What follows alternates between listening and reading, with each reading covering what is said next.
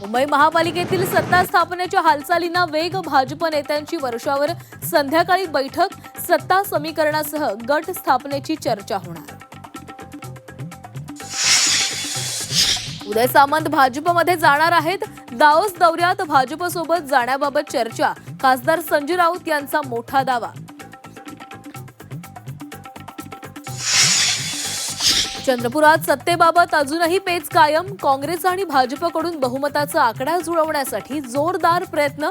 मुनगंटीवार मुख्यमंत्र्यांच्या भेटीसाठी मुंबईला रवाना. शेतकऱ्यांचं लाल वादळ. इगतपुरीतून मुंबईच्या दिशेनं मंत्री गिरीश महाजनांची शिष्टाई निष्फळ. मोर्चा 2 दिवसात मुंबईमध्ये धडकणार. मुंबईत राज्य मंत्रिमंडळाची आज बैठकीत किसान सभा, पीक पाणी, आदिवासींच्या मागण्यांवर चर्चा होण्याची शक्यता. जिल्हा परिषदा आणि पंचायत समिती निवडणुकांसाठी अर्ज माघारी घेण्याचा आज शेवटचा दिवस. आज अंतिम यादी जाहीर होणार असल्यानं लढतीचं चित्र स्पष्ट होणार. उपमुख्यमंत्री एकनाथ शिंदे उद्यापासून सोलापूर दौऱ्यावर. शिंदे 2 दिवस सोलापुरात मुक्कामी असणार. बार्शी, माढ्यामध्ये शिंदे काय निर्णय घेणार याकडे लक्ष.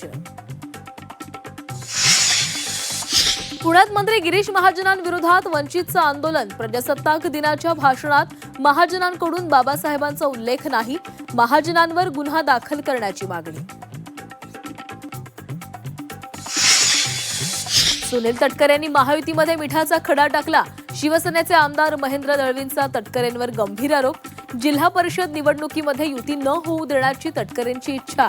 दळवींचा आरोप.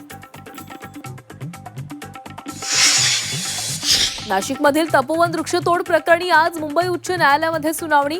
राज्य सरकार किंवा मनपा अधिकारी सुनावणीस हजर न राहिल्यास एकतर्फी सुनावणी घेण्याची ॲडव्होकेट नितीन पंडित यांची मागणी.